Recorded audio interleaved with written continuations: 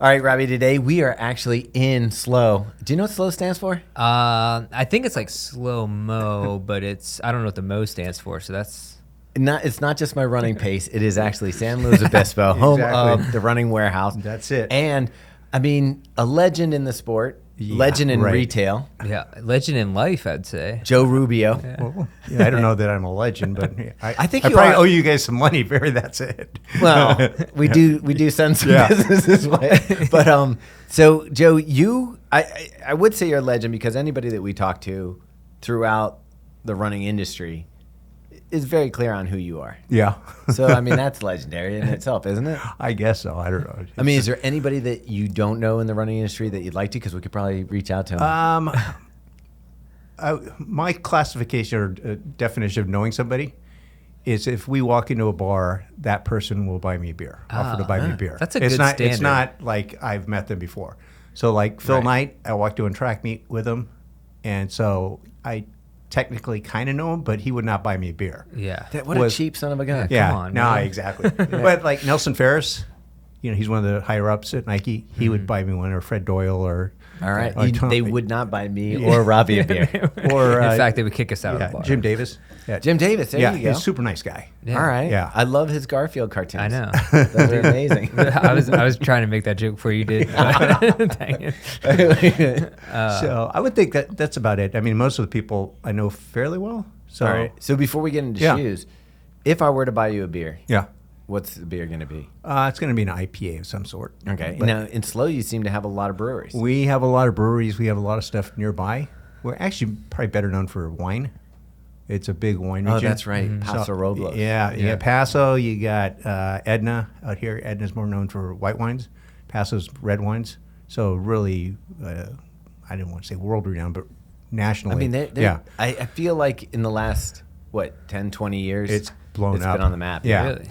So are you a wine guy yourself? Yeah, I like Okay. wine. All right. So I have all these businesses that I've done over the years, and usually they fail miserably. But that's how you learn. Yeah. So at Cal Poly, when you graduate, the last thing they have you do is called a senior project. So it's a unique study of some sort. It might be paper, it might be anything like that. But mine in 1987 was opening a brew pub in San Luis Obispo. There was only one brew pub in California at that point. That was way ahead of the time. Way ahead of the time. And so I did all the paperwork, permits and everything. And 3 guys ended up using it. One actually opened up Slow Brew, which is still in operation. No so way. if you look at it, it says established 1987. Whoa. So that's one of them. And then the other business that I had, people say, why didn't you open a brew pub? Well, I didn't have any money. So you need money to make money, right? So I didn't have any cash. So then a number of years later, a really good friend of mine and another really good friend of mine, one of the guys was a winemaker of the year for San Luis Obispo County, red wines, Cabernets, and so forth. And so what we would do is, because he had all these connections with the wineries, we would actually utilize other wineries' facilities and make our own non-branded bottles of wine. Okay. And we would buy surplus grapes around the state.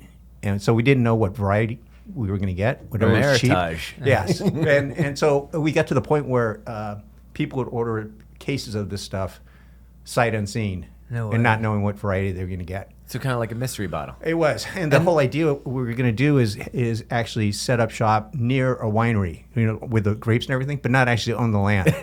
So it looked like it looks like a winery. Right, it looks like a winery and all that kind of stuff, and come up with so the idea was to build a brand, Right. and not necessarily own the production facilities or anything like that. I mean, that's pretty popular within the brewing scene today. Now, now. this was about 20 years ago. Right. And the thing is what we didn't count on was our winemaker signed with a company called Etude, ETUDE, which is like Celestial, a big conglomerate, but he had to sign a non-compete. So that was the end of our business. Speaking of business, though, I don't think we even said at the beginning of the show what Joe Rubio is.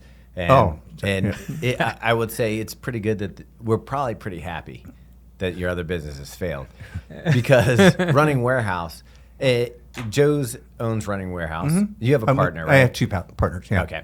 But for me, I'm going to go back in time a little bit here and just kind of say like how I kind of found Running Warehouse and why it's important to the industry as far as I'm concerned. So I started running, local running stores, great. We go there. they had a nice selection of shoes, but it wasn't an in-depth selection of shoes. Right.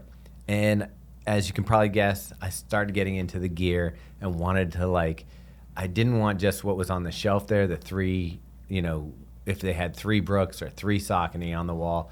I wanted to know, okay, well, where's all these other shoes that are available, and also colors. I wanted variety. Yeah, I remember one of the first things, I was at my local running store and I said, oh, I want this Nike Lunar and I want it in red. And they were like, we have it in gray. And I was like, but we can order it for you. And I was like, well, I can order it. I don't need someone to do that. And it'll come to my house and I don't have to come back to the store. Right. So what I started doing was, and this is very early on in the Believe in the Run history of reviewing shoes, I would order 6 pairs of shoes from Running Warehouse. You guys were really good about being able to return them. Mm-hmm. So I try them on in my living room. So it was brought the store to my house, try them on, figure out which one I like the best, and send the other ones back. And I could do it before it even hit my credit card. So it was shoes out, try them on, send them back, and I got the shoes that I really wanted. So I was a big fan of Running Warehouse early on before we started getting companies sending us shoes and stuff like that. So for me, you really did help start the evolution of what became Believe in the Run, in the fact that I was able to get more shoes on my feet, find out what I liked, and do it that way at a no risk, other than the cost of the shoe that I ended up buying. It was, when we started, the idea initially was to, taking a step back, when I was competitive runner in high school, we had quite a few run specialty stores in San Jose, in the Bay Area. Probably one of the oldest ones in California was Ryan Sport Shop at Santa Clara. Anyways, it was easier to do back then because you didn't have as many brands, you didn't have as many SKUs, but they would have not just running shoes, but recovery, so Birkenstocks, those types of things, shorts, team stuff, shot puts, discus, track and field stuff, cross country stuff, road racing stuff. And like I said, it was easier just because you didn't have as many SKUs to. So the idea was to replicate that as much as possible, have everything that a runner could possibly want, and also have a sense of community, have a sense of authenticity, knowledge, and try to pass that on as much as possible. And we're just fortunate that we have a bunch of running geeks, track and field geeks. And so a lot of the stuff that we have quite a bit of success with, like track shoes and stuff like that, a lot of it has to do with the fact that we understand it and a lot of people don't. Yeah. But there are a lot of kids that do track and field. It's the largest participation sport in America. I think people forget that. People think, it's soccer or something like that. No, but locally before the pandemic, so San Luis Obispo High School has 1,400 kids. Before the pandemic, they had 437 kids on the track team. So 25% of the student body competed in track and field. Whoa. That's one team. Yeah. You don't have any other team that size because you have boys and girls. Right. And you have different levels of athletes and so forth. It's just there's a lot of kids. So if you look at actually our sales for the first quarter, I want to say 9 of the first 10 shoes for overall sales for the first quarter are track shoes. Oh, that's incredible. No way. It's incredible. Which you're not going to find at your local running store for the most part. No. Right. I mean, it's some of the other stuff that, when you're looking at numbers and stuff, what tends to happen in the industry is, okay, we sold this many Brooks Adrenalines last year. We're projected to grow this percent. This is how many we're going to order this year. And that's what you do. You just keep ordering Brooks Adrenalines all the time. Right. So you don't experiment with new stuff. Well, that is kind of interesting right there. I'm going to jump in here because when we went to the running event and we got to sit down with retailers seeing new product, and it was funny to me because what our audience tends to get excited about isn't what the local running store people are excited about. And as a matter of fact, we're saying, hey, brands, push further in this direction. And they're saying, no. I want go more backwards, like EVA foams, lower stack, and longer shelf lives, because if it lives on the shelf longer, you have a greater opportunity of selling it. Right. Whereas we want to turn and burn. We want new shoes every 6 months as much as we can get them.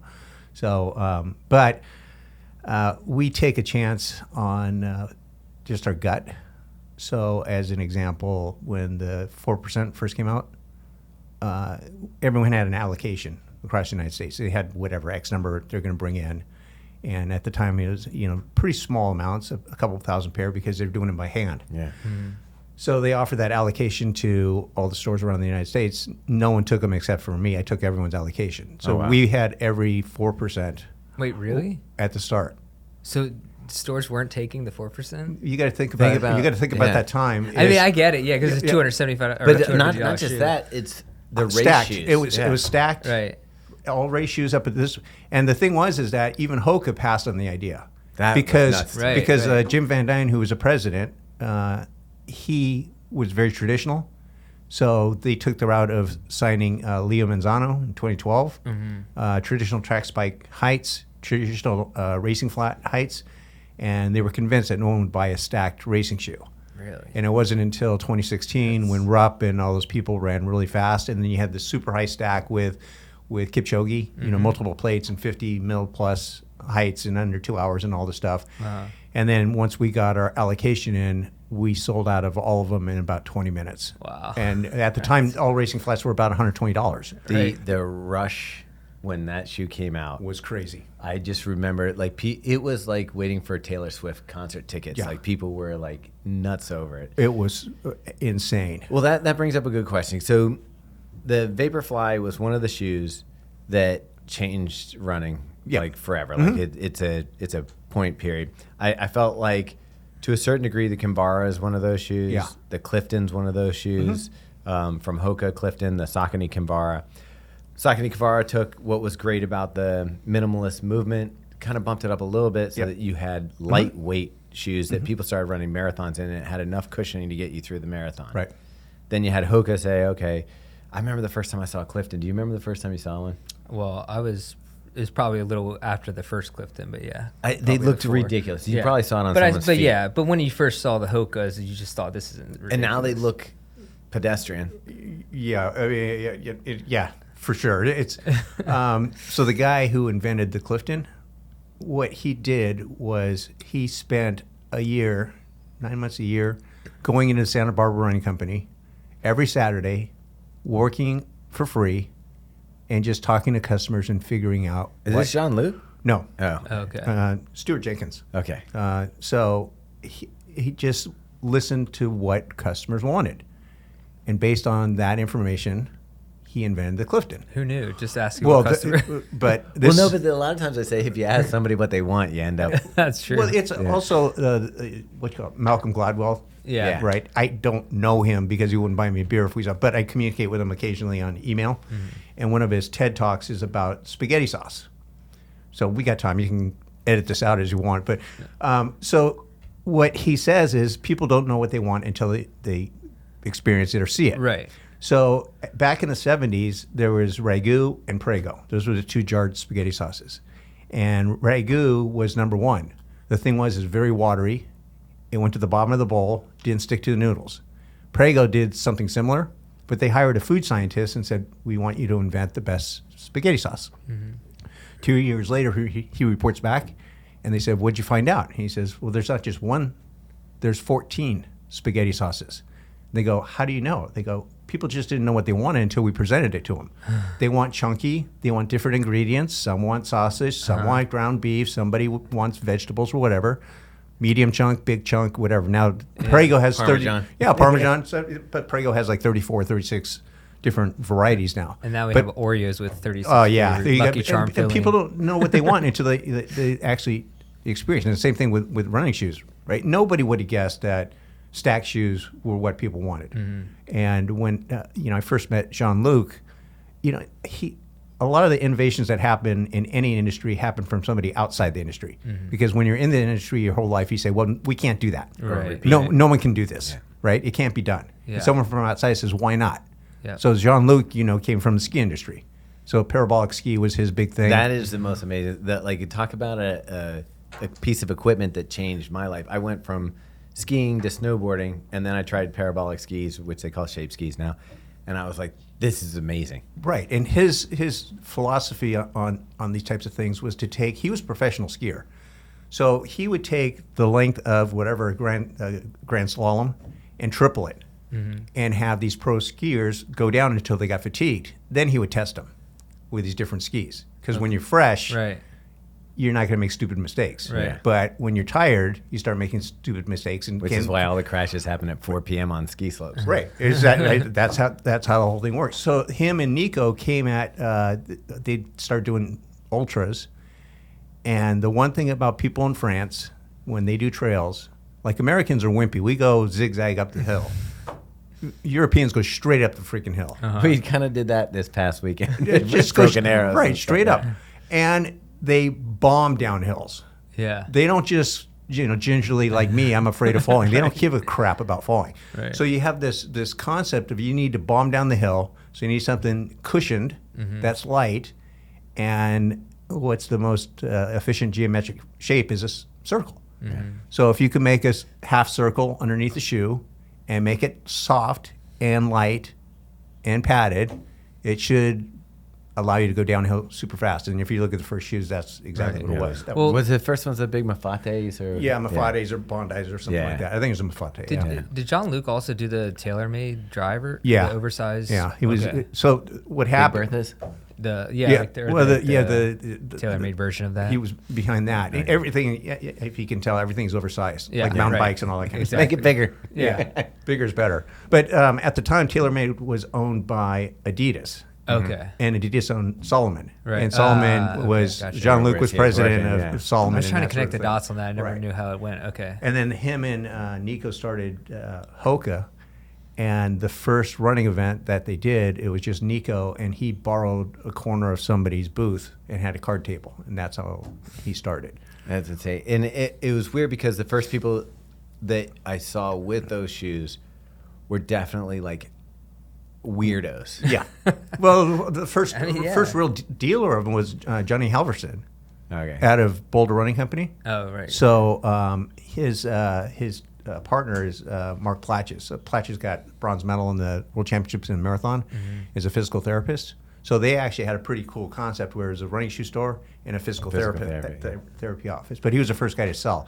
And their first rep for Hoka, a guy named Steve Doolin, who became president of North American sales and left there and now is president of North American sales for Salomon, which is odd because Yeah, it's Jean-Luc like was there. Yeah, anyways. The twist. It's the whole industry is incestuous, right? You just don't say anything bad or mean to anybody because it'll come You back never and bite know, you. right. Yeah, but no, a lot of this stuff is just taking a chance.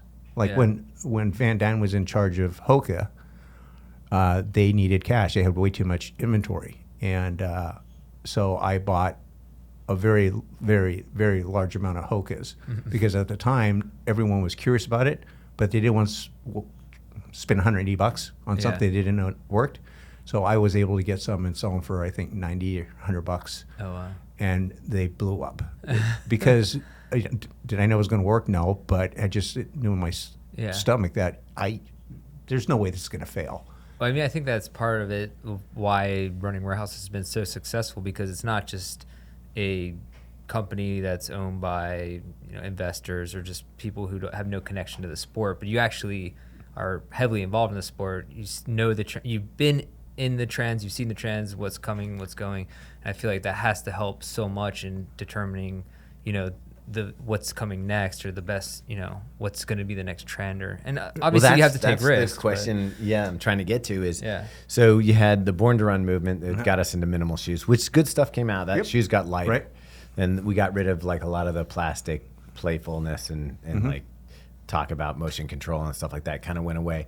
Then you come in and we go to the max cushion side. And I feel like we're still living in the max cushion era right now. Is there something that you're seeing on the horizon, or is there anything that you are maybe starting to hear through the grapevine that could be the next switch, and what would it be? So I spoke at the Olympic trials at a panel discussion on super shoes. So it was me, a guy by the name of Amal Saxena. Do you know Amal? I do not. So Amal is the orthopedic surgeon to the stars for distance running. Oh, okay. So he repaired Galen Rupp's Achilles Gotcha. Wow. If you're a distance runner, you get hurt, like stress fracture or anything like that, and you need a pin put in. He's your guy. He's your guy. He's up at Stanford, right? And then you have Peter Thompson was on there too. So Peter Thompson used to be in charge of coaching education for World Athletics. Okay. So if you're looking at the panel, you got Amal, who's dealing with athletes now. Mm-hmm. Us three in this room see stuff in the future. We see stuff a year or two out. So we're looking at the future, and Peter's looking at studies of stuff in the past. Okay.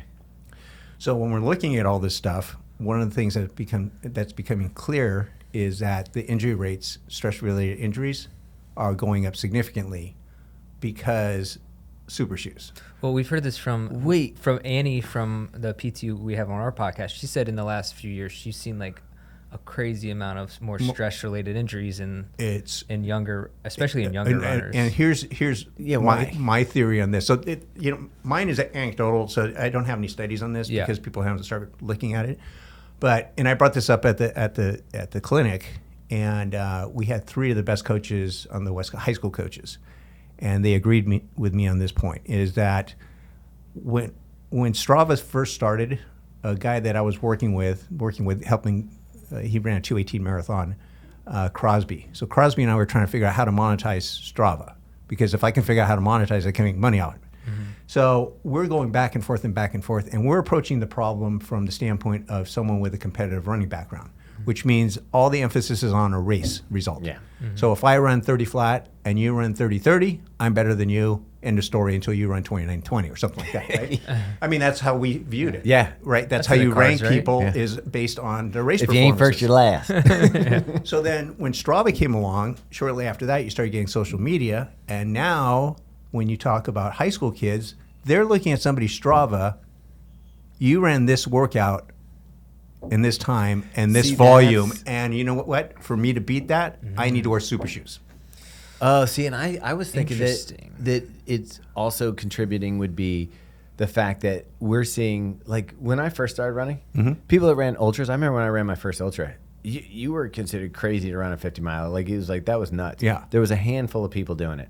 Now, I feel like with social media and stuff like that, people are doing the volume that people are running and the amount that they're running. And I think it's because you can, in these more cushioned shoes, your body can handle it better.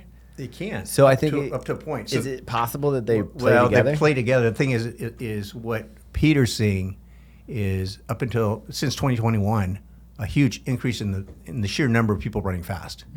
And now, particularly on the women's side, not this past week, we saw some crazy fast times, but started seeing a leveling off and even a decrease in the number of people running fast times. And the theory behind that is if you run in these shoes occasionally and you run in normal shoes the rest of the time, when you run in normal shoes, you're actually activating your foot, your Achilles, your lower leg.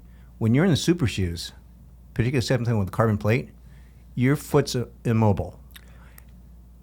Even in, like, say, like a DV8 Nitro, like these popular shoes, like we're talking about, like the super trainers that have components of a race day shoe but are a little more flexible. A little more flexible, which is fine. It's just when you start getting into these really fast racing, when again you have these high school kids that are trying to beat another high school kid, and like when I was talking to Carol McClatchy, so head coach at Summit High School, one of the best programs in America, and she goes, "You're exactly right." And was there any discussion on how kids are maybe not involved as many sports? They're more one sport specific, or they jump into something like running full force, and then it's, maybe they have a more sedentary life growing up, and then they jump into running in high school, and that's causing stress. Is that part of it as well, or is it more directly in line with like the timeline of when Super Shoes came out? It's more directly in line with the timeline. So Amal had an interesting stat. So he said, and I have no reason to doubt him, he said he's seen more navicular stress fractures than any orthopedic podiatrist in America for distance runners. And up for, I want to say, the last 10 years, he's seen an average of 1 to 3 navicular stress fractures in athletes a year. For the first 6 months of 2011, he's seen 11. Wow. Okay. So let's just think about this for a second. And these are all really good runners. Elite athletes. But okay. So this takes us back full circle to like back to the minimalist movement, working the muscles of the foot, Vivo. I just saw like Vivo, one of those minimalist Like shoes. the Just Merrell 5 finger. no, they just partner with Timberland to do a a special edition Vivo 5. I don't know. I forget Vivo what they're called. Barefoot? Yeah, Vivo Barefoot shoe. And I noticed that I'm seeing some of these hybrid athletes start to, like, when they're not wearing running shoes, they're trying to wear minimalist shoes again. But to me, when that came out, when the minimalist, and I fractured my foot wearing minimalist shoes. So are we just going to too far the extreme? Well, no. What you're seeing is the pendulum's coming back. It's not going to go all the way to full minimal, like 5 fingers. What I've seen in visiting brands is something like a free with super foam. That's kind of So something with sipes. You know what sipes are? The cuts in the bottom. So it increases flexibility, but a little bit higher stack. Yeah. So not the super minimal. So the best of both worlds. That's it. And so you would use that as a training tool. So as an example, I golf with Angles all the time. And what he does is after he wears the super shoes, he goes into the sand pit and he does drills. And what we do after practice is we do a barefoot mile on grass to try to strengthen the foot and try to strengthen, the caution on that is if there's signs up that say we just sprayed the grass, don't run barefoot on the grass. Because you can't cause cow pastures. You can cause some issues with like your nerves. Are there any what shoe right now would you say is in that kind of vein? It's more the closest thing that we have right now is probably some racing flats that don't have plates and are lower profile. Okay. So like the Adidas Adios, that's what Noah Lyles trains in. Yeah. So it doesn't have a plate. It's got super foam. Have you done the SL2? Check that out? I've checked it out, yeah. What is that? In the same range? It's 'Cause it's a similar. little softer, Right. but The Sinister, Okay. Cielo Road, that sort of thing. More traditional heights, more flexible. And so super foam good, yeah. plate bad. No, it's not bad. It's not bad. So, in my mind, I just came up with this morning. I have no idea if it's going to work or not. But if you have a 6-month season and you actually do progressions and you do periodization and you do all that kind of stuff, and you have a start and an ending point. Ending point is the big race of the year. So if it's a 6-month season, the first 3 months is generally about strength. No super shoes at all. The next 6 weeks, occasional super shoes. The last 4 to 6 weeks, it's on. Okay, this is new. I think this is. I just invented it this morning, Okay. right? But Maybe that's what but it's also the linear pyramid thing, right? You really do intense speed work at the last part of the thing to peak to get fitness. there. Okay, so let's think about this so normally when we review shoes, we take a look at your daily trainer, your tempo runs, your up-tempo shoes, and then we talk about your race day shoes and maybe a recovery shoe. Are we looking at it the wrong way?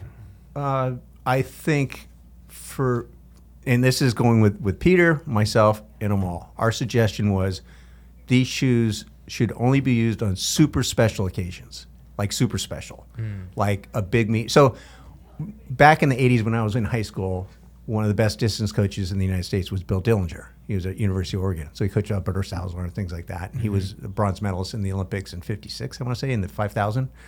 But he had this concept called callousing. And he wanted his athletes to run on crappy surfaces in heavy shoes so that at the end of the year, when we got on nice surfaces, we put on our fancy shoes, the special shoes, the Magic Racer kind of shoes. And you felt and amazing. you felt amazing versus feeling like this is how I feel all the time. They were also running with ankle weights back then. Yeah, I know. Also, you probably don't. I probably have this in my office. I do have this in my office. Is Salazar had this altitude trainer that he wore in Eugene, Oregon. It was a backpack that had all these tubes and everything. Oh, geez. And No way. it weighed about 30 pounds. But you could see this crazy dude from the University of Oregon wearing this backpack. Did you breathe Like a through spacesuit. it? Yeah. No way. You remember those masks that they sold to people? What were they called? The ones that made it hard to breathe? Yeah, the problem with that is that's not the limiting factor on food. You could it's not the oxygen that you're taking in. It's your utilization of the oxygen itself. Your body can take. It has more than enough oxygen. So what was kind of crazy to me is that we were talking to someone, and I've never met Salazar, talked to Salazar or anything like that, but they basically laid out that guy would try anything. Oh, big time. They were like, one person sent us these things that like sent little impulses, like electric impulses to your leg, and they felt like that would be recovery. So when they were marketing their product, they were like, hey, yeah, Salazar used it. And then we were talking to other people. That was the Firefly thing? Yeah, it was like, yeah, he'll try anything. One of my best friends, Dave Frank, was a head coach at Central Catholic, and one of his athletes was Galen Rupp. And Salazar asked to be, didn't have anything to do with Galen Rupp, but Salazar wanted to be assistant coach. And so Dave hired him on, and Salazar's, one of the first things he implemented was workouts after races, which nobody did. Now everyone does it. But at the time, no one in college, nobody in pros, nobody did it at all. Like, give me an example of what that would look like. So you run your 1 and 2 mile, and then afterwards we're going to go on a tempo run. And what Dave said is that after a few seasons, it was a sense of pride. They got on there and the meet was done and it was dark and they got their shoes, they got ready and they kicked butt, right? And all the other teams got really pissed off at them, but the parents and the coaching staff and the athletes in particular just took a huge sense of pride that we're working way harder than you are, and you're not beating us. Yeah. So he's got that. So there's positives and negatives with every single person on the planet, and so I don't know Alberto. I've talked to him a couple times, but whatever the rule is, my understanding is he'll go right up to the edge of that rule and, not go over it. That was the interesting thing, like, in all the debates, and it seems like some people say he clearly went over. And we've talked to everybody from Kara Goucher, and I've read Matt Hart's book, Win at All Costs. And there was a part of it that I was like, is this a person that is cheating, or is this a person that is going up to, like, if they say, this is what you can do, he's like, okay, well, that must work. I'm going to go right up to the underneath of where it is. Me being a parent, I have a daughter that pole vaults at Chico and older one that's a distance runner at Oregon State. So from my perspective, I'd rather have a coach that's more conservative and looking out for the well-being of your child. Not just the win. Not just the win, right? So, I've been around a lot of parents, and some people get a little bit out of control, a lot out of control. So I didn't know this, but one guy that I drink beer with at the local pizza place. So he'll buy you one. Well, Tony, yeah. But I didn't realize that Tony's son, so Tony and I were going to go to the same high school, but he ended up going to high school in Germany, I don't want to say, or England. Anyway, but we knew all the same people. So we started hanging out. He's a cyclist, I'm a runner, but we have a beer and talk. And I didn't realize that Tony's son was also the best distance runner at San Luis High and ran 8:51, I want to say, for 2 miles. But anyways, is going to Stanford right now. So Robbie's close to that. Robbie, what's your 2 mile record? I've never attempted it because it's, it's 1 too mile short. is my That's thing. a weird distance. Sure. So I asked Tony, I said, how are the parents at Stanford? He goes, it's really odd. And I said, why is that? Because Tony's low-key like me. And he goes, because these parents are just complaining about how bad the school is, how bad the coaches are, how bad Stanford, right? That's insane. Like, if things are bad at Stanford, something's horribly wrong. I mean, you're kidding me, right? It's one of the top school in one of the top areas. And everything. So they said, Tony and his wife just said, except for one guy. What's his name? She goes, I think his name's Bob. He goes, yeah, I think it's Bob Kennedy. And they go, do you know Bob? Because he says he knows you. And I says, yeah, I know Bob. And they go, he sells shoes and he jogs a little. Well, Bob was a little bit better than a jogger. He led the 96 Olympics in the 5,000 meters. He had the American record, first guy into 13 minutes. And oh, by the way, Nike named a track spike after him. That just doesn't happen to your normal parent on the team. But it's just one of these things that, by and large, the parents can be over the top. I mean, I feel like that's with most sports these days. I mean, when you have 5 and under travel teams for baseball, and then their parents want to see their kids playing. Yeah, I've gone over this with in previous podcasts, but Caitlin Clark, the basketball player, quote from her dad, And he was just laying out all the different things she did growing up before she specialized in basketball. She did volleyball, she did soccer, she did track, she did violin, she did piano, all kinds of stuff. Yeah. And then once she figured out what she was really good at, then she started narrowing down her focus. And that seems to be the way to go. I mean, that's we talked about this before. There's like the book Range. Yeah. And it talks about how like a lot of, you have your Tiger Woods, who's like, you know, and Serena Williams and things like You're that. also talking to two runners who didn't start running until their 30s. Exactly. But then you have Roger Federer, who did the same thing. Well, Agassi hates it. Focus. Yeah. What? He but that's the hated thing. it, You can be great both ways. Yeah. But then one of those ways is going to destroy you later on. I mean, you saw what Tiger Woods. He lost his mind, and you know he like. Did he? I mean, basically, Pretty much, yeah. And then when your wife's chasing you around with a driver. and you're I crashing. just think that must mean he's a terrific lover because like she when get you're that when upset. you're hooking up with Hooters waitresses in the bathroom, yeah, you might. Might and be a then little crazy. And then same thing with Agassi. Like he hated the drills that his dad did. And he resented him for a long time. Where I see it in the kids that I think is weird is like even the non-competitive ones. Like if I go to a 5K and there's like a 10-year-old in Vaporflies. Yeah, that's like, a little what? bit out of control there. Like that's disposable income. So I think I've mentioned this on a previous podcast, but there's the East Germans did a lot of things that weren't, or the Eastern Bloc countries did a lot of things that weren't very good. But one of the things that I based a lot of my coaching on is 5 stages of an athlete's development. So it's like train for fun, train to compete, train to win, and then retire and go into coaching. So train for fun is fundamentals. So you're focusing on the ABCs of any athlete. It's agility, balance, coordination, speed. So you want to expose an athlete to all those types of things. And then as they start getting an interest in certain things, and you say, hey, you're really good at distance running, and you're 12 years old. So let's do that a little bit more. So that's train to train. And if you look at all the top high school programs in the nation, they're the same schools every year. 90% the same schools. Yeah. In California, it's the same schools every year. Right.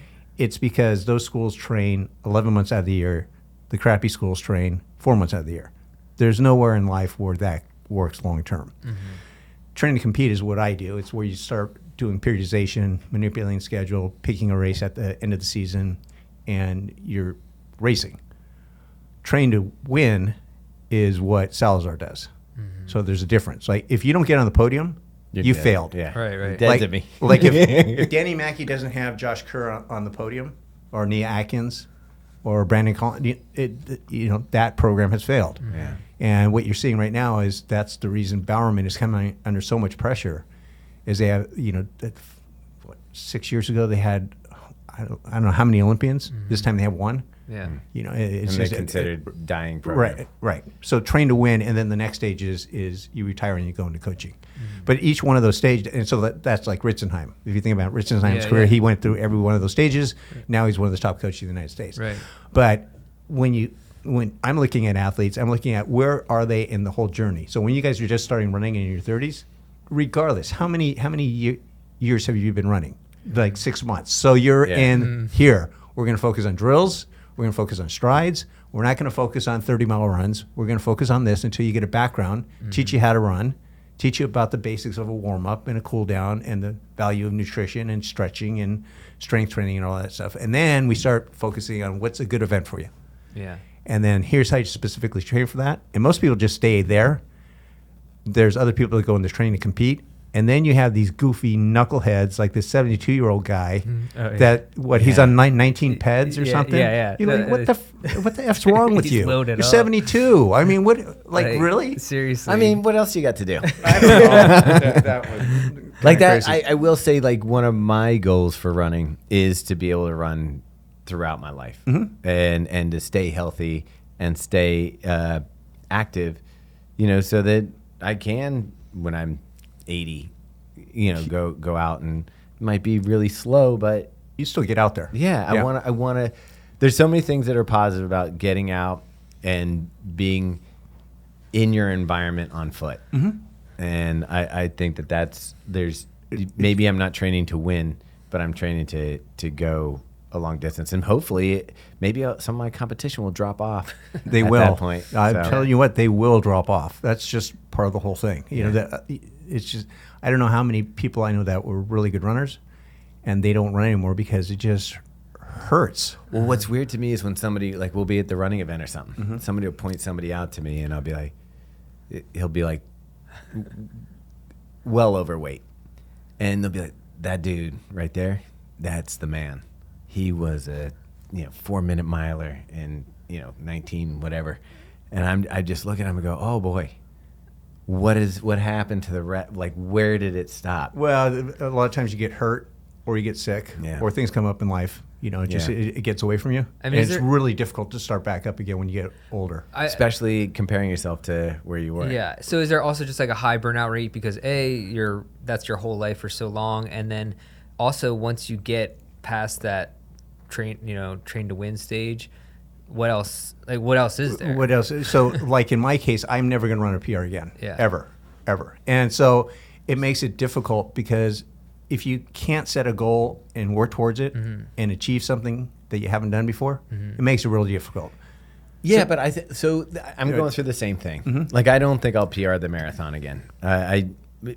If lightning strikes, I don't know, cocaine becomes legal, I don't know, something like that, then maybe. But for me, I'm settling in. I'm like, when I talk to my coach, and you probably know my coach, I'm like, just squeeze everything you can out of me. Just get me the line healthy, ready to run, and prepare me to have a good day. It may not be a good day, like this year at Boston wasn't a great day, but I was like, just get me to the start line healthy, ready to run, and having potential to have a great day. And I think that's where stuff like Mark Covert.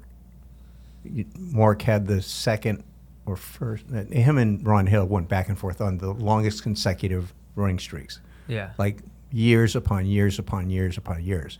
So I think that becomes a goal, right? I don't care if I have a broken foot and I'm puking in bed. I'm still going to get my 20 minutes in for the day. Right. So we did a podcast with a friend of mine, Bill Scobie. So in 71, he ran 2:14 for the marathon.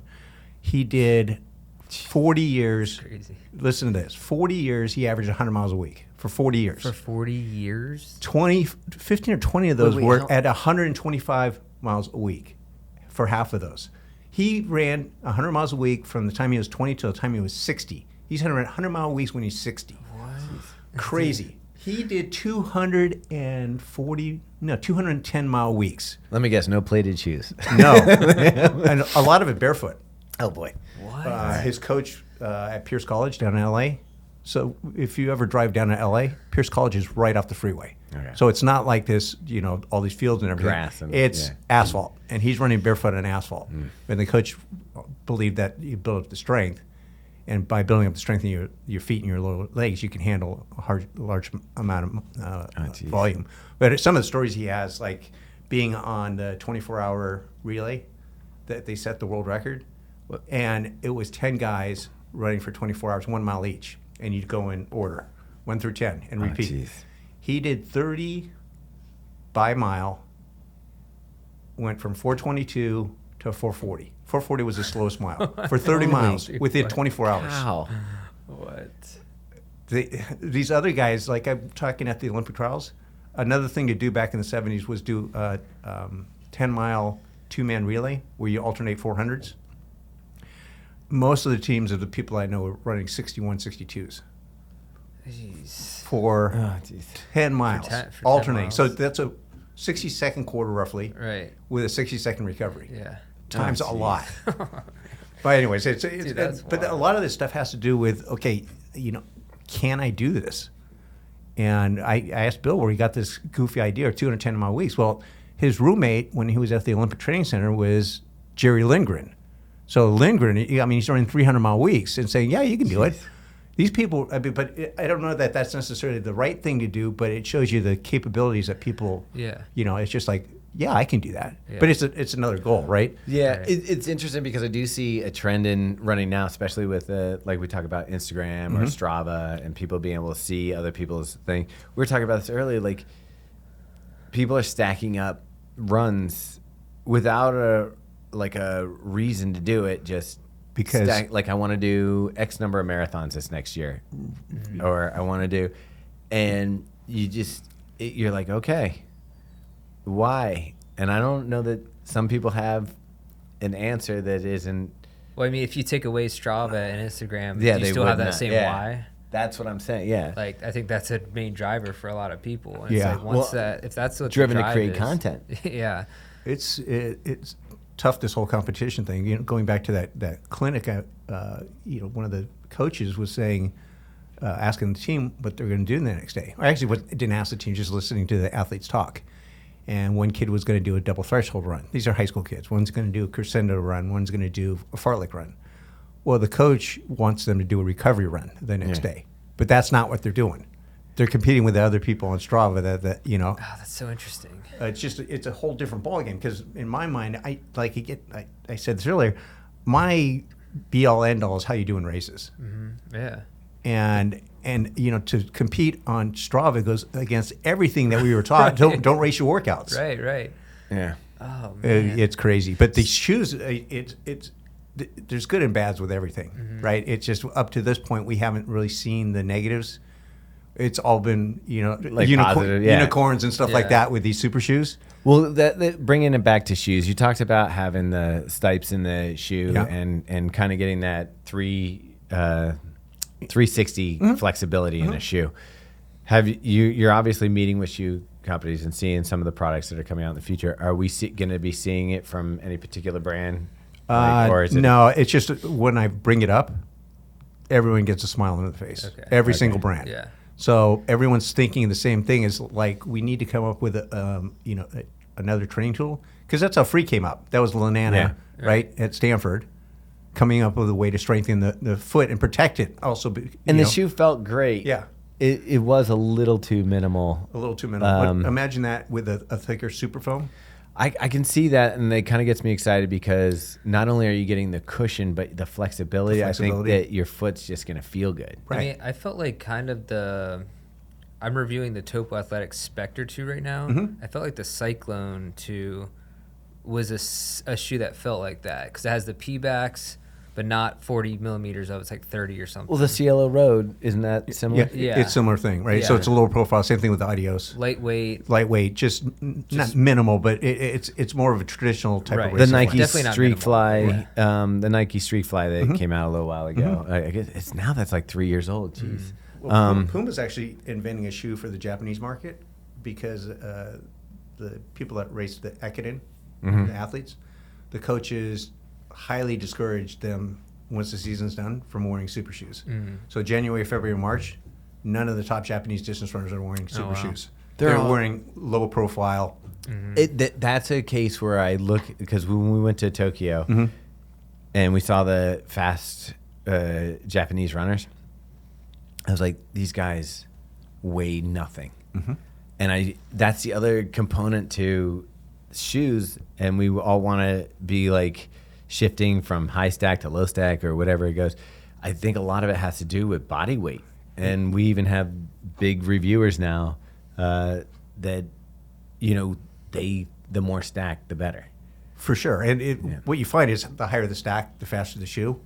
And now you're getting to the point where what the Puma rule breaker, the RBK or whatever the heck it is, and what is that, 50 some odd mils? Yeah. It's just the kind of shoe that who gives a rat's, right? Let's just give them a shoe like It's a roller skate. I don't understand why in the golf world someone just doesn't make a super big driver. Just say it's not huge. for PGA, Right. Yeah. Let's have fun. Let's just hit the ball for it. You want to get that? You want to get that beer? Right. And I'm always belaboring the golf thing, but I find there's so many competitive distance runners that don't run anymore that golf. Yeah. And it has to, in my mind, it has to do with the fact that you think you can get better. You think you can get better. See, that's why I stopped golfing. Because you couldn't get better. Dude, golf used to ruin my weekend. Like the harder I tried, the worse I got. And then I would go out and drink a couple beers and just hit with my friends. And I was like, how come that one wasn't shanked? How come that one didn't? Like, as soon as I start caring, they go sideways. It's a mind F. I really hate golf. Robbie likes it, and he actually wanted to interview you on the course. I'm actually a little bummed that I didn't see golf on the schedule for this week. I can take you golfing if you want. I had clubs in the back of my car. I've actually, ever since I knew you golfed, and that I was like, man, that would be cool if we could do like a running summit with like. Well, I have that. I actually have that planned. Really? I'll invite you, because it's like Denny Orr at New Balance wants to do it. What you call it, Jamie LaChance at Brooks. Is it going to be a run to the ball? No, they just be around here. Yeah. But if we could get on the country club down in Santa Barbara, that wouldn't be a shitty thing at all. Why not 7 Mile? What's that? Why not the 7 Mile course? What was it? The 17? What's the? You're thinking Pebble Monterey? Beach? Yeah, or whatever. Actually, the guy who invented the Clifton has a house on Pebble Beach. There you go. So maybe we can. You could just drive off the porch. Yeah, exactly. So, we had at the Olympic trials, we had 16 guys golfing. Oh, geez. And nice. 8 of which had broken 4 minutes in the mile at some point in their life. Whoa. Do you think that's because golfing's in like an individual pursuit as well, that it's something that's, and like you said, it's something you can get better at? You can get better, but I think what happens is, like, I know in my case, I golf with a guy named Jim West, and Jim and I ran together a lot. Yeah. And now there's no difference. We still go on the course and play for 2 hours and, BS. Yeah. So we're having our talk. Right. We're having the same discussions. Exactly. It's just we're not running. Right. Well, that's like I can't run with my wife anymore because she's too fast. Yeah. So if she played golf with me, I could keep up with her. Well, that's a lot of my buddies ride bikes. Yeah. Because the pounding and running just beats them up. But the thing is that a lot of the father-sons, the son will have just a traditional bike, and the dad will have an electric bike, so they can keep up with each other. That's crazy. Right? They can do a family thing. Yeah. And same thing with husbands and wives. Right. I have to say, like, talk about injury though. I have a really nice bike. I was riding, at least once a week with a group, and a couple people in the group got into bad accidents, and now I'm just like, I got the yips or whatever you call it, like. Because I saw a girl, her collarbone went out her shoulder. The other one got hit by a car and can't ride his bike for like 6-7 months. Some got clocked by a horse trailer. Yeah. Well, the thing is, if you're riding road bikes, Yeah. you get hit by somebody else. If you're on a mountain bike, it's your own damn fault. Yeah. Right? You fall off the trail and stuff like that. So there's a little bit. I've taken a log to the chest on a mountain bike. But there's been a few people that got killed on road bikes around here. So yeah, I'm in the same boat. It's like I'm not riding my bike on the road. I look at my bike and I love it. It's a beautiful thing, and I'm just afraid to be on it. Yeah, it's. We actually had one guy. He blew through a stop sign. He was doing the Strava thing, and and it's a freeway on ramp, and he got hit by a semi truck. Oh my God. That'll be the end. Yeah, and then another lady was riding out by the airport, supposedly the safest road in our county. Right. And her husband was a friend of mine. He was head of the business department at Cal Poly. So she's riding her bike, and a lady decided to pray. So she was looking at the roof of her car. Oh, jeez. No way. And ran her over. How ironic is that? Wow. Yeah. Well, that's like I don't want to be a complete that's like that kid downer, but that kid in Colorado who was on the national team or whatever, who he was riding on a pretty safe route. Same thing, huge shoulder. Just girl fell asleep, and that wasn't even. Yeah, and that's not even cell phone distraction, which is like most of the crashes in the first place. Our buddy at Tracksmith. Oh yeah. He's done it two. Yeah, Martha's done it like twice. Yeah. Like, no, yeah. there's just, I don't know, that, especially with kids, that freaks me out. I just can't. Meanwhile, though, I do get on we got an electric bike sent to me, and I'm like Evil Knievel on that thing. I can't believe you haven't wrecked that yet. To be honest. that's awesome. It's ridiculous. Yeah. Those big tires, I feel like I'm Batman in that It does Dark feel Knight like Returns. that. Yeah. But yeah. It's Anyway, fun. back to shoes. What I did want to ask you was, you coach high school athletes. Do you see running becoming a hot trend now? Like, because I feel like, like you said, kids participate in running, track and field or whatever, but I think we've all seen the resurgence in running since COVID. Is that also translating to younger kids athletes? as well? Yeah, I mean, if you look at just the sheer number of kids, what was it, like 69 kids broke 9 minutes at Arcadia this year. That's insane. It's before. It took Alan Webb 30 or 40 years to join the Sub 4 Club. Yeah. I mean, this past year we had 8 or something like that. It's just it's kids. Yeah. But also it goes across anybody who's a competitive runner. But we know so much more about recovery, so much more about nutrition, so much more about training. So back when I was starting my coaching thing, we sucked as a distance runner in a distance country. Sucked. We had one guy, Rod DeHaven, that ran the 96 Olympic marathon because we didn't have anybody else that was fast enough to do it. And I started communicating with a guy named Frank Horwell. So Frank Horwell sat down with Peter Coe, and they devised a training program for Seb.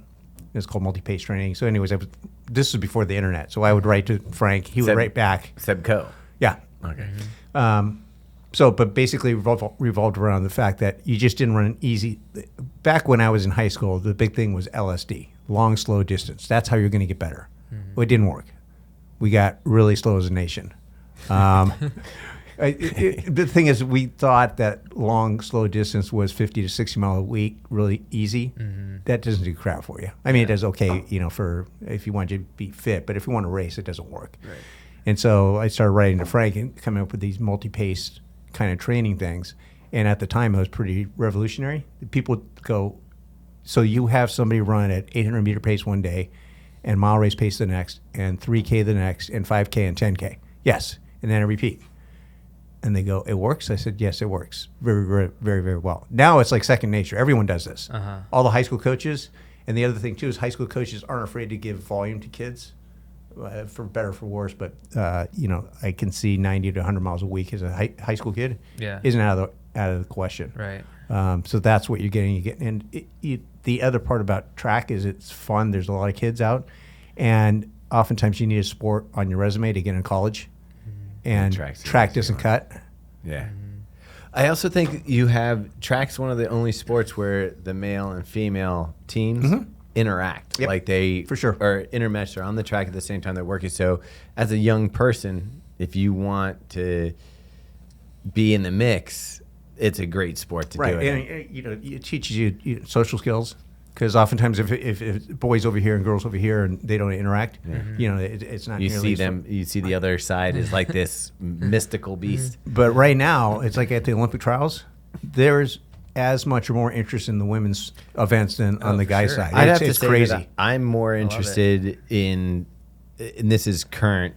I probably follow more female marathoners and follow more female track athletes than men. I think that the personalities and the way that they've utilized social, and maybe that's a big part of it. Again, we get down to social media, but running was kind of nerdy.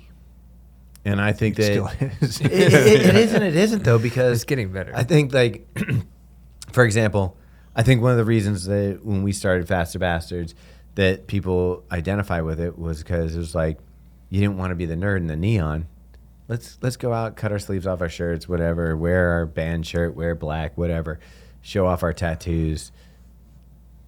And we're like counterculture to running, which is weird now because I feel like that look has been adopted a little bit into running. And you see people having self-expression. You see stuff like Satisfy. You see stuff like Tracksmith or these different where people are saying, no, you can be cool and run. Mm-hmm. And high school kids, especially in the summer when they're doing the summer miles, the big thing is wearing like BOA shorts. Yeah. Or chicken legs and that kind of stuff. Just really. That 2-incher. Yeah, 2 inches, and they get stupid prints on them and stuff like that, showing personality. Right. But the other thing you find in particularly in track and field is beginning kids don't want to be noticed. Interesting. I think beginning runners don't want to be noticed. Right, and so that's where you saw a lot of black, navy, gray type of shoes. When you get good, you want people to know you're freaking good. Yeah. And so we convinced all the Nikes and Adidases and Sauconys of the world that your high-end spikes need to come out November 1st. Because that kid that is a badass wants their spike now. And they want it to be colorful, and they want people to know that peacocking. You got it. That's exactly it. And so that's when we have two different seasons of selling track spikes. That November 1st, and then the next one's like March 1st. That's pretty awesome. But Jordan, what's his name on Instagram? The guy who does all the brand stuff. He used to be at Nike. I forget his name. Anyway, he did a whole thing on the Bandit thing, which I thought was pretty astute for him to recognize it, because I don't even know if Bandit was aware of what they were doing in it. That when you go to the trials, all the brands are doing bright neon colors so you can see the runner go around the track. I remember when we went to Worlds, I noticed the Nike shoes just glowed compared to everybody else's shoes. You could see them from 100 yards away coming around that track, and you knew who was in the lead. And the Bandit did the unsponsored athlete thing, and so they did a blackout uniform with no logos and just black.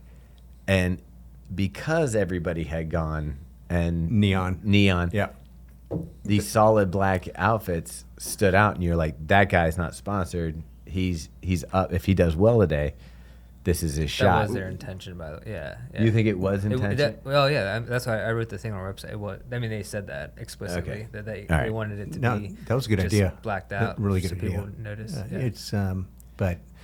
But then next year when everybody does all black, you're gonna have to do hot pink. You're gonna have to do something different.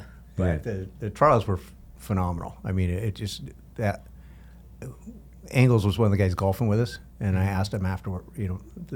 Actually, I texted him that night after Is he got retiring? I don't know. But I texted him that night. Says it's probably a bad time, but do you want to golf with us tomorrow? We got like 16 guys, and he said, "Yeah, sure." So he brought his dad and stuff like that. And then I asked him. I said, "So what do you think about your race?" And he goes, I got 9th in 3:34. If I would have run that 3 years ago, I would have been second. Dude, he goes, crazy. "It's just a whole different ball game right now. That's Wholly crazy. different ball game." I'm wondering what's going on.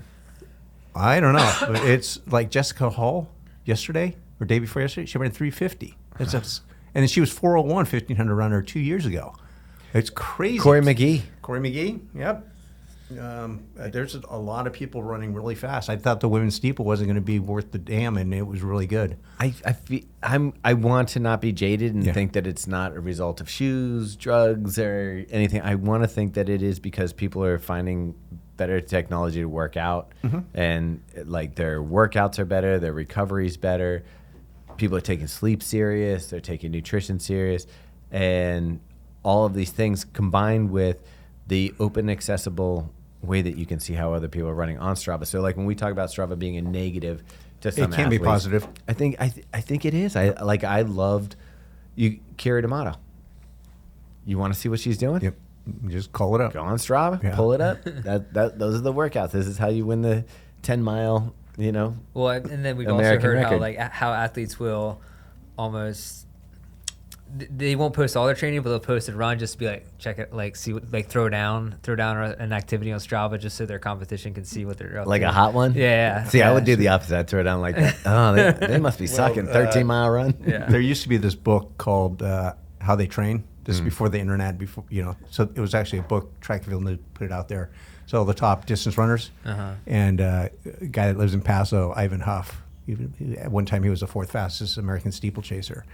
And I was looking at the training, and I go, "Ivan, did you do this?" He goes, "Well, I did it once." Nice. Yeah, you put your hardest week of your life in there. Yeah. And it's pretty funny stuff on that. That's But awesome. looking at a lot of the old stuff, like I got in my office, I'd let you guys look at some of the stuff, but like Runner's World from 1977, where they rank the shoes and the technology in the shoes and stuff like this and the ads and all this kind of stuff. It's pretty cool.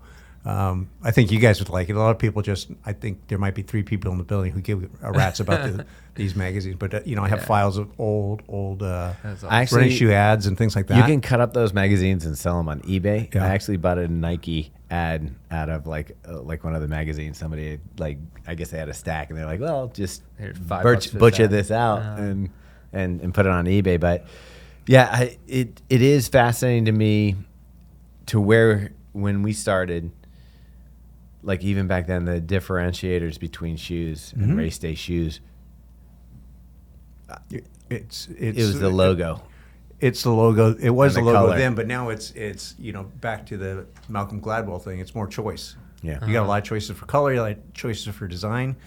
And one of the things that Amal brought up is the fact that based on the design, the shape of the plate, is what he's thinking determines if you get stress-related injuries. So if you have the wrong shoe, For you. Okay. Interesting. I guess depending on your places stride. Where it right, lands. right. Yeah. and how you generate force. Because what Peter's finding is that when you have a Morton's toe, so your second toe is longer than your first toe, there's a huge increase in metatarsal stress fractures. Oh, really? Yeah, That's crazy. Because you're putting more force down. That's right? interesting. That is interesting. Because I know somebody who has that. And they probably have a Morton's toe. They do. Yeah. I believe that, Feathers, Yeah. who does Yeah. Feel Yeah. for the Soul Yeah. with us, I think that's one of her issues. So she's very particular about shoes. And as a matter of fact, before she started, we started like doing a lot of stuff with her, she was strictly in Mizuno because she needed that stiff front And part of the shoe. they got rid of that altogether. Pretty much, yeah. They got But- some pretty nice stuff, though. Well, Yeah. Robbie loves, like, you're in love with the... I mean, the Neo Vistas. Yeah. Nice. Well, we're selling the crap out of that thing. Yeah, The other category of shoe that's blowing up is, and there's only 2 models in this category. It's like the Rebel 4 Yeah. and the Mach. Yeah. So it's got, I'd say the Cielo Road falls in there. it's a little bit on the more the race side, but the 2 that are blowing up are the Mach and the They didn't order Rebel. They We didn't order enough for Rebel. No. So we have a super foam of some sort. It could be PIBA. It's The a PIBA Mach mix, Is yeah. a EVA. Yeah. Supercritical EVA is on the Right. Mach. Oh, I thought they started putting PIBA in the Mach. Not yet. No, I don't think. Okay, Yeah. the Rebel is a PIBA EVA yeah. mix. Does the mix. Mach X have a top lid? Yes, it Yeah. does. Yeah. Okay. We just got that. I haven't run it yet. It's a pretty nice shoe. Yeah. Yeah. The so I'm guessing that when you're probably one of the top retailers in the country as far as volume goes for it, like I don't know your exact numbers, but tell me like Yeah, we do pretty well. okay. So when the shoe companies come here and you give them feedback to what you think is going to sell and what where you think things are going, do you find that they listen to you? Yes. Not all brands, but a lot of them do. So Okay. we had a pre-line with Saucony. And because of some of the things that we suggested, they are definitely coming with certain models Nice. based on now whether we haven't seen actually the samples, but this price range, this stack, this type of foam, plate or no plate, what kind of plate, and this is where it's got to be priced, and here's the competitors, and here's when there's more competitors coming into the space, so you need to do this yesterday versus 2 years from now. Right. That type of thing. So when you put in those terms and you start giving them the numbers, Yeah. you go, this is where you're at and this is where they're at.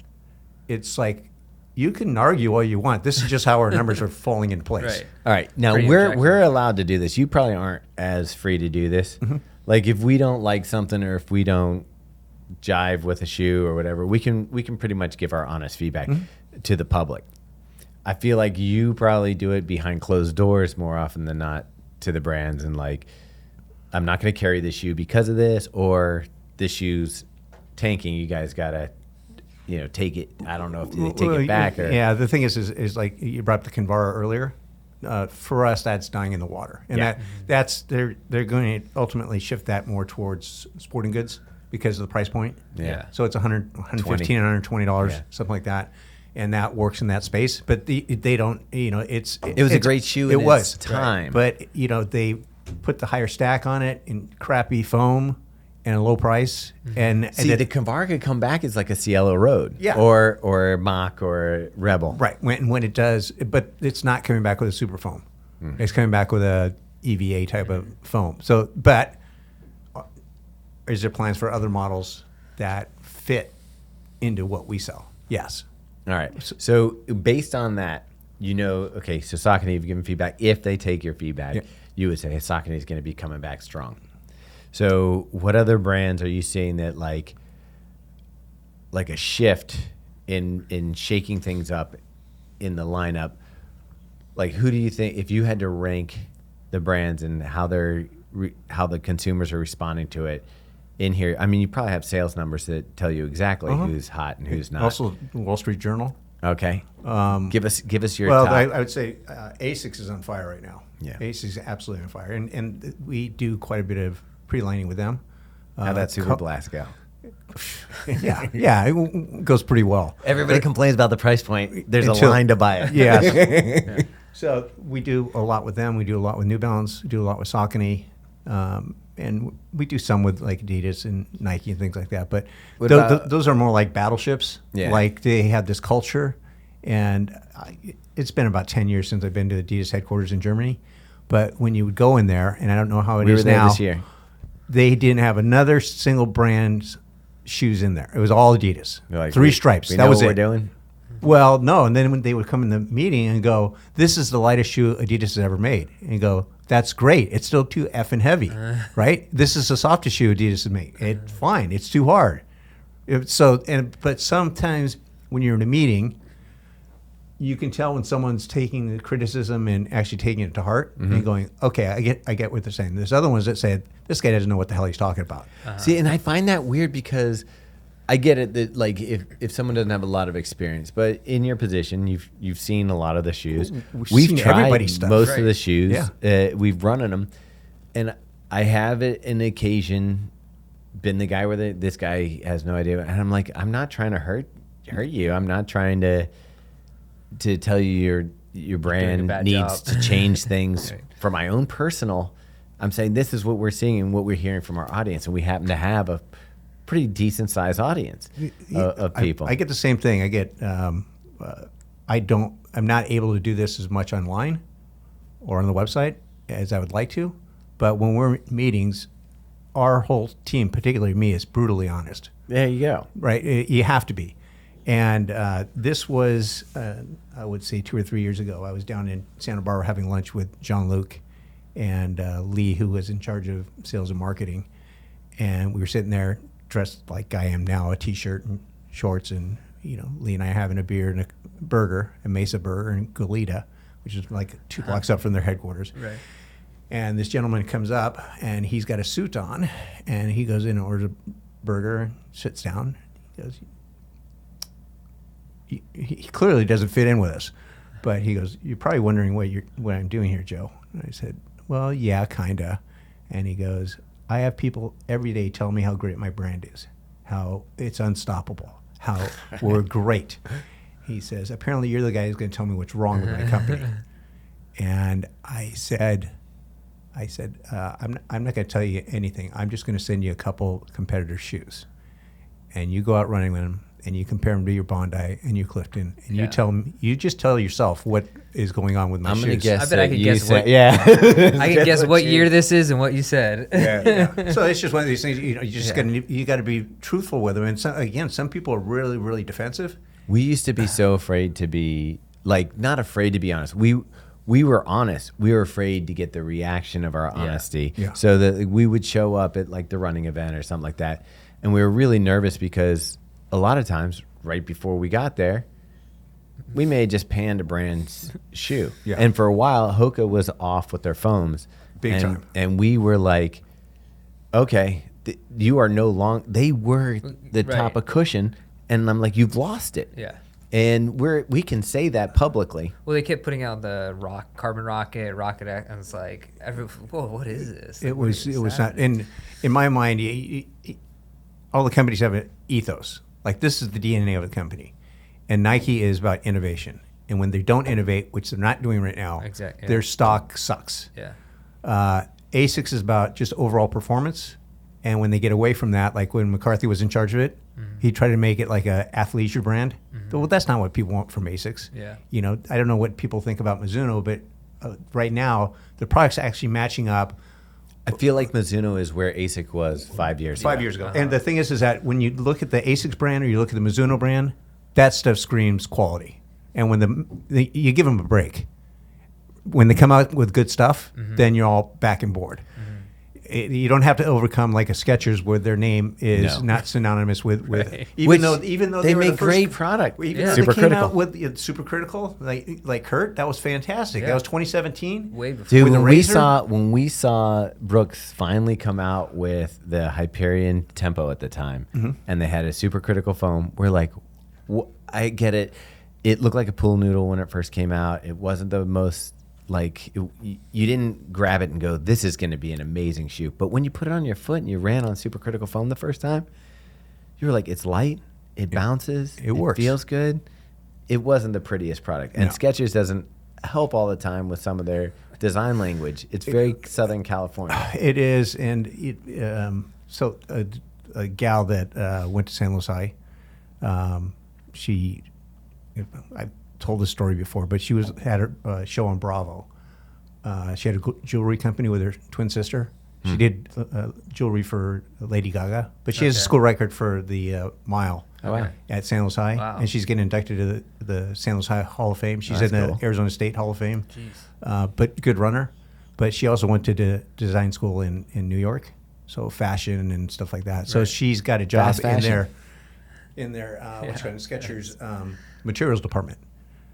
So she came in here, she sat right here, and we were talking about it. I said, you could make an immediate impact on the quality of the material, colors, design language, and stuff like that, because you have that background, and you know, but you either need to do that if you're Skechers, or you need to go all in on it's going to be $90, and we're not going to go run specialty channel. We're going to go.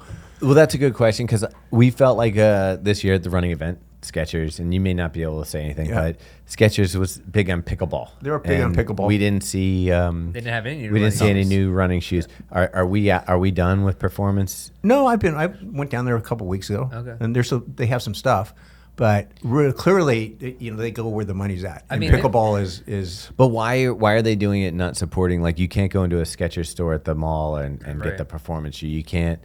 You don't have a lot of people there right now. They just hired somebody, and he seems good.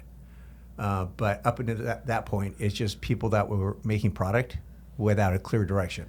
Yeah. They've had great people there. Oh, dude, and the product. I mean, whenever someone's looking for a running shoe, I'd always point them to the Ride 10, 11. I mean, the Max Road was one of my favorite shoes. I mean, they put out really good product. If there's any other brand logo on there.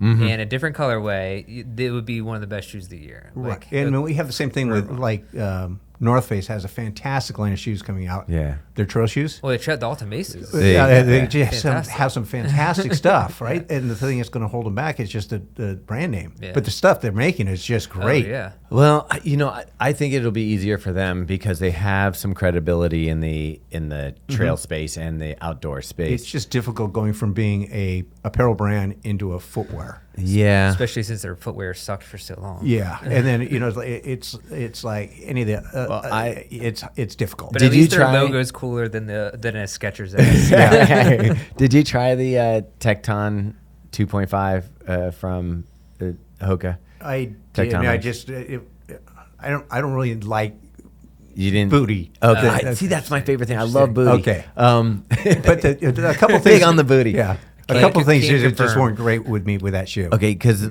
I thought that was a fantastic shoe, or I think it's a fantastic shoe. And Robbie just got the Tecton X3, and I'm sure it's not that much Different. too far away from it. But our trail reviewer Taylor has been running in the North Face and says that that's his current. It is so favorite. good. Their stuff is so good. I just What got it. They makes just it- sent it to me, so I haven't run it yet. But yeah. Just try them. Okay. Check them out. I might have to try yeah, just go see those guys at TRE. Yeah. Because the guys what you call it? Brett is the guy. Brett. He Brett was Rivers. at San Francisco Running Company, something like that. I think so. I'm holding a little bit of a grudge on them, though. Yeah. Because I was here in 2019, Yeah. right before COVID broke out, doing a little running warehouse action with Connor, and North Face came to visit, and they had a bag of shoes, and it was their first plated racer, and I'm like, Connor's like, hey, we're meeting with North Face, they're going to show us a new product. I'm like, maybe you can get me in there? So we asked the North Face guys, they're like, no. I'm like, all right. Yeah. But back to the ethos thing, like when Hoka's not light and soft, we got issues. The foam. The foam, right? And High so stack light. that's, I was losing hope, and then I saw their line for spring, and it looked good. Yeah. It was much improved. So it seems I like think they're the back on track. I feel like they turned stuff around last year. I felt like we were getting disappointed, like, oh, really? You're just going to repackage this? It felt like the same product, just wash and repeat, and little change to the upper maybe. And then, so we were kind of getting disappointed because I felt like Hoka brought something new to the running. And they just got passed by. I think the low point was when they tried to make the Kawana a running shoe, and I almost had the worst run of my life in that shoe.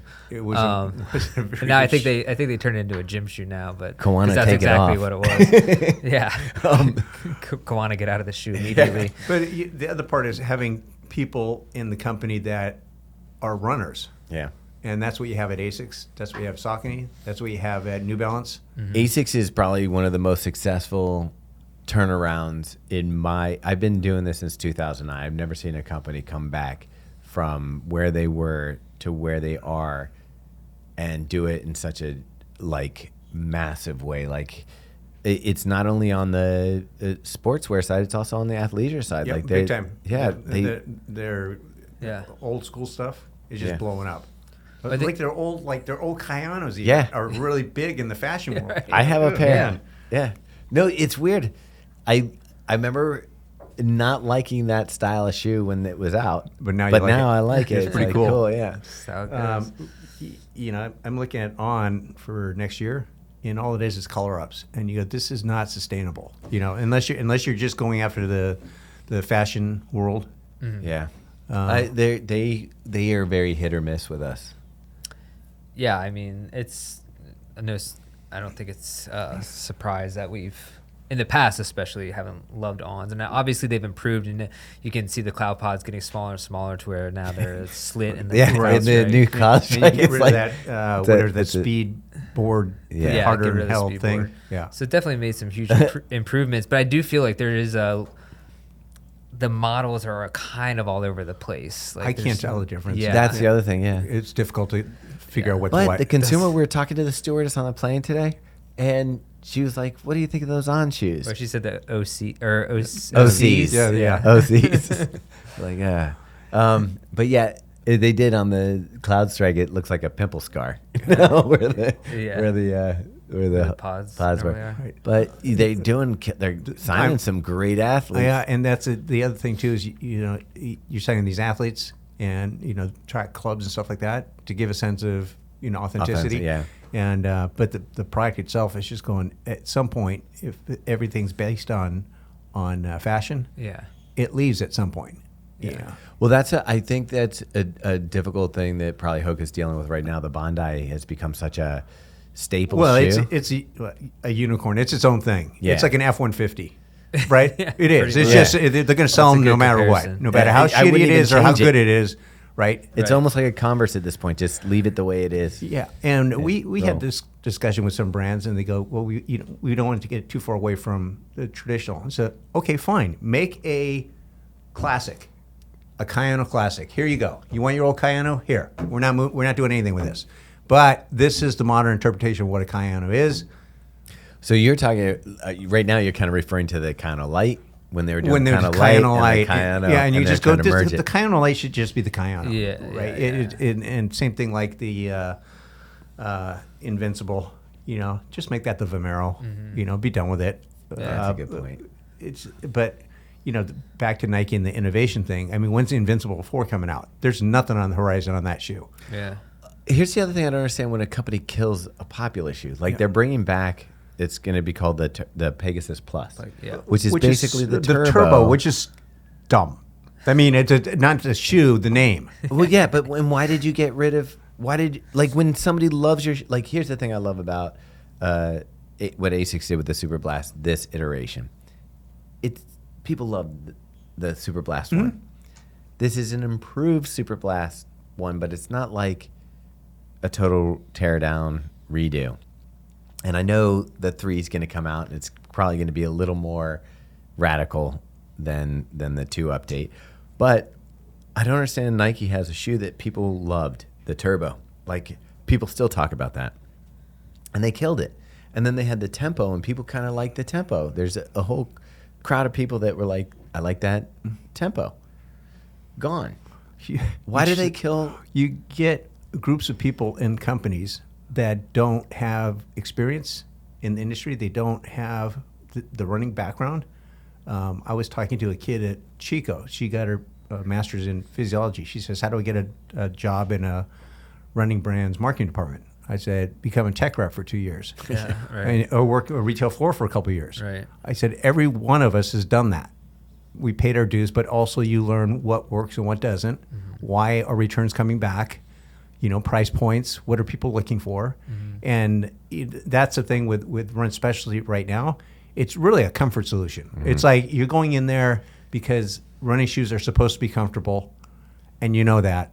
And if you're not a real runner and you want something like an Endorphin Speed, you're probably not going to find that in the most running shoe stores. Right. And the Endorphin Speed, whether you agree with us or not, was the 3 was more, they call it democratic. Yeah. Try to make it more comfortable Right. for a wider audience. No.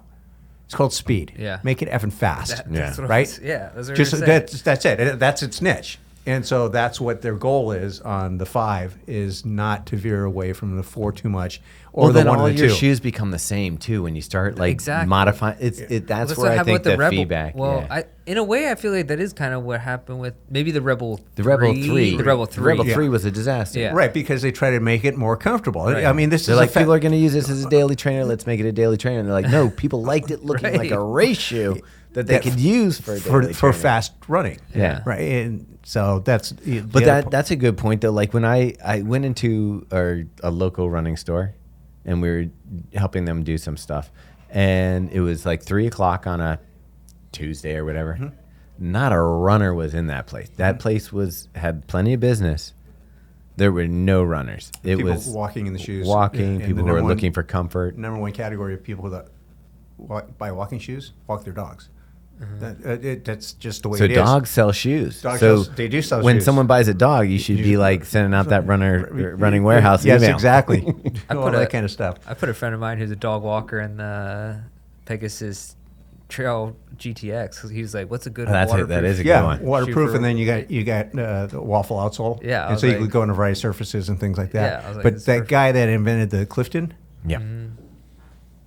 for all the time he spent in Santa Barbara Running Company from whatever 10 till 2 on all these Saturdays, he saw one runner.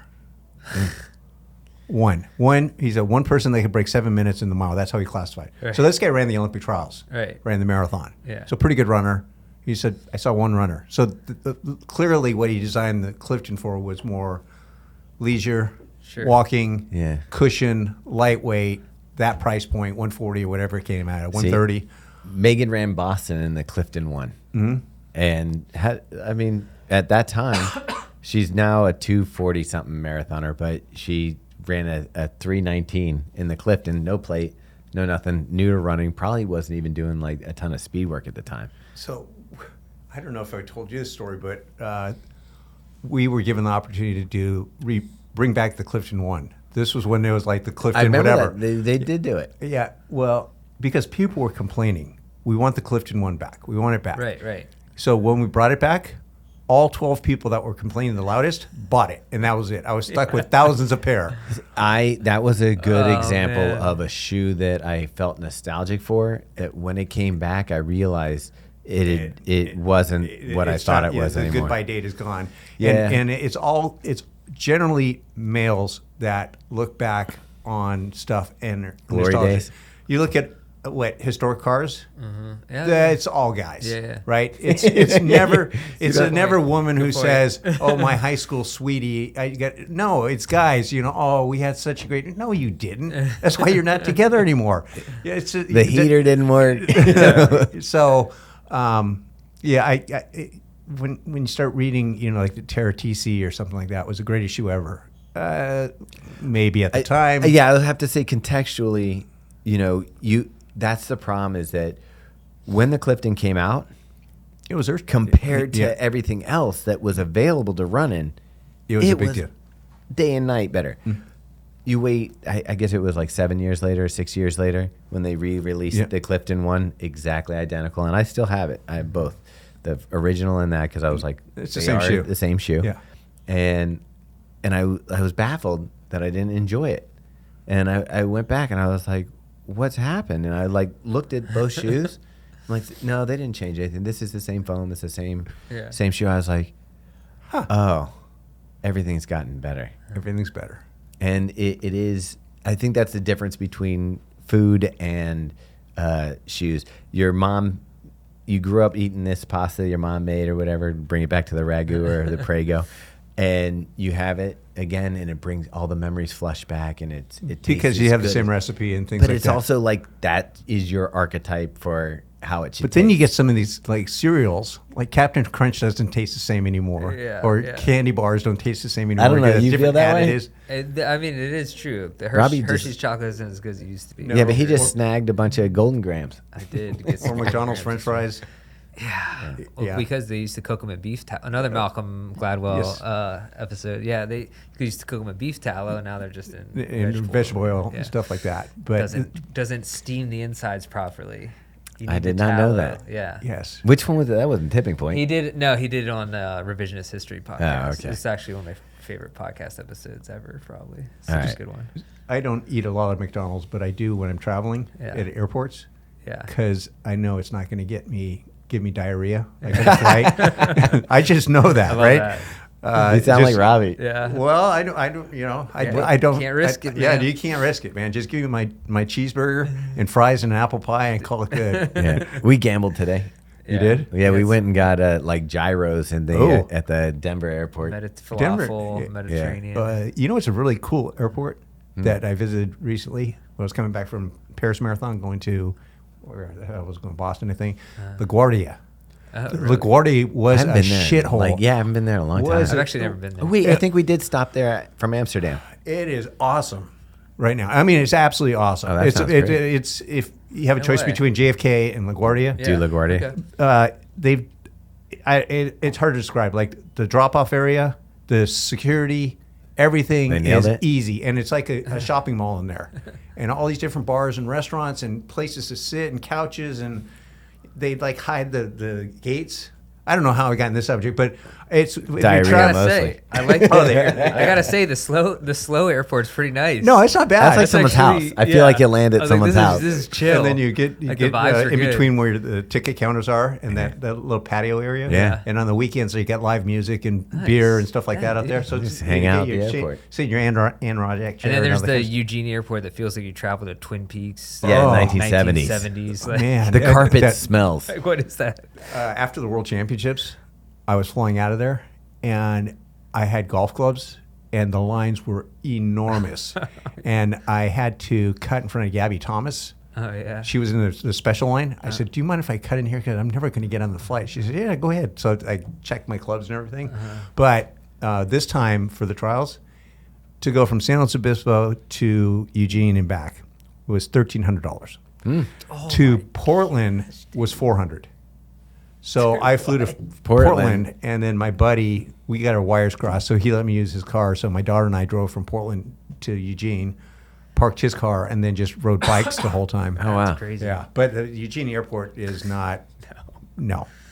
All right. Yeah. Are you going to Paris this year? I am not going to Paris for the Olympics. I am going to UTMB. Oh. Oh, sick. Yeah. Okay. I would tell you the mini UTMB that was Western States was phenomenal. Like I was blown away. That's a great event. Yeah. I've been to that, and I've been to UTMB once. UTMB is pretty awesome. Yeah, It's I can imagine.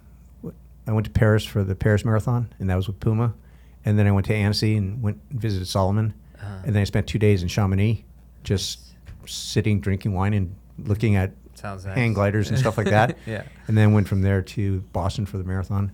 So that wasn't a bad week. You sound like you're traveling like we are. Yeah, but Paris was when I went there for Paris Marathon. It's just really cool stuff. Like underneath the Eiffel Tower is set up for beach volleyball. That's where I Oh, think no we're gonna go see the way. beach Yeah, volley. that's cool. That's what we're doing. We're going to the beach volleyball, What? and Yeah. then we're That's gonna have crazy. dinner on a boat in the Seine River. Yeah, So, I did that, and Yeah. it was not.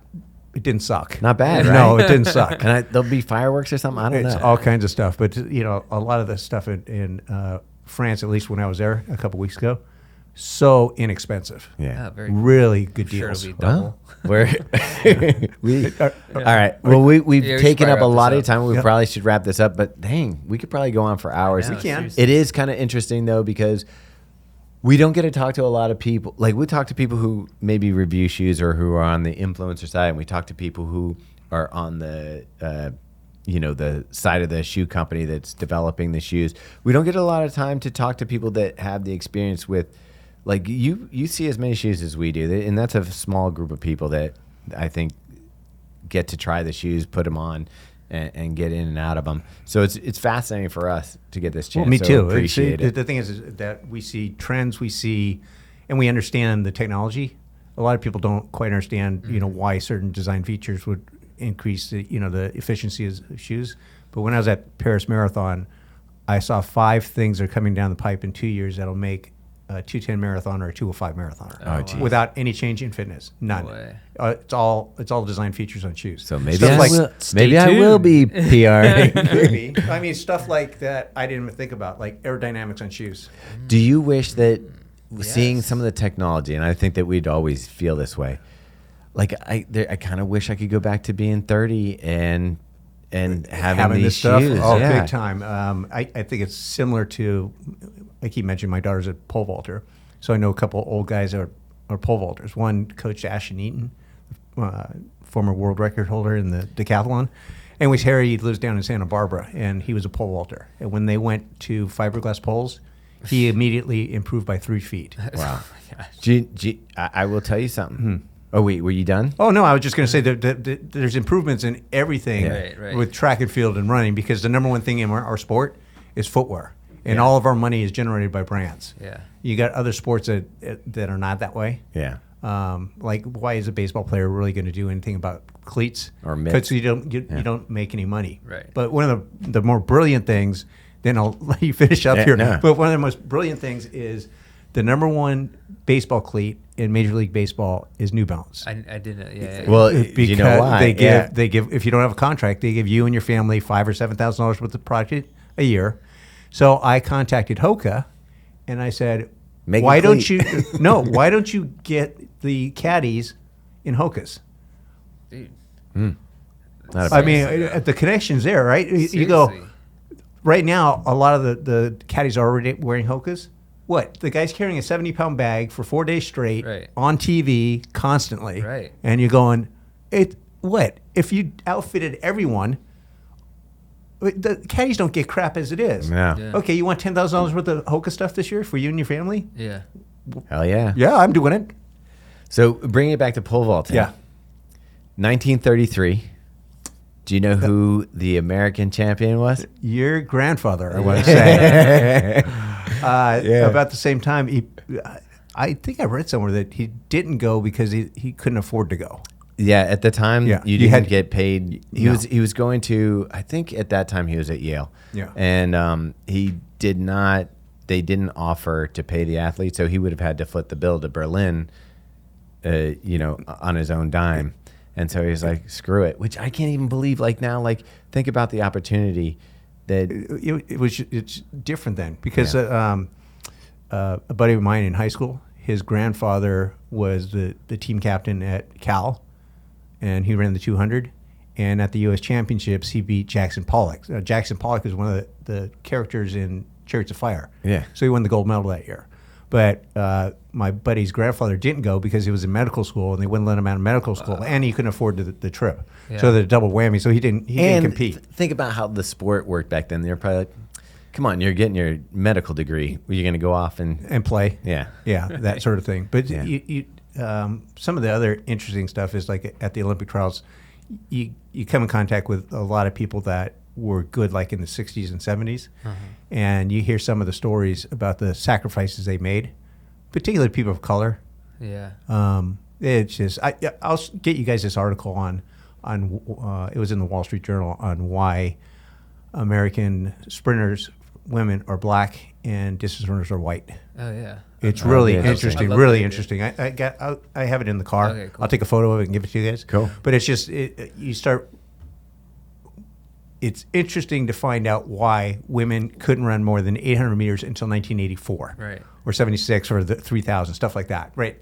The whole reasoning behind it had to do with the white community thought that it would make white women more masculine. Oh really? That's insane. well, Joni proved him right. Yeah. No, but it wasn't until that late in the whole game, Yeah. right? And then the black sprinters in the 20s, that's how the black coaches would have the women's track team. So it was really strong. But they also had to take classes on politeness, on just manners, Right, on right, dress, right. on all these things, because people would say they're savages. Right. Right? This kind of thing. You read this stuff, you go, holy shit. I mean, this stuff is just, oh man, it's just brutal. Yeah. Yeah. That's wow, yeah. I'd love to read that. Yeah. That's cool. Like, Yeah. me and my social commentary here. Well, no, this There's is so great. much that goes into it, people yeah. people are going to get, this is almost 2 hours. Yeah, So this a is lot a of good people one. use our podcast for long run. So Yeah. enjoy your Yeah. long run and make sure you're hydrating. Yeah. But, yeah. And we're doing dinner later, right? All right, Right. yeah. Okay. All right, Awesome. Joe. Thank you so much. Thank this you. was fascinating. It's always great to be able to come out here. Thank you for having us out to Running Warehouse. I'm sure that we're going to be doing a lot of fun stuff that people will be able to see online. This one, I think, comes out not this I don't even coming know. Monday. It's Yeah. going to come Guess out the we'll one figure after it that. Let me know. Yeah. Whenever you're Cool. hearing this is when it comes out. Yeah. Awesome. Sweet. Yeah, that is true. Well, thank you guys. We'll see you All at right. dinner. All right, thanks, awesome. Joe. Okay, cool.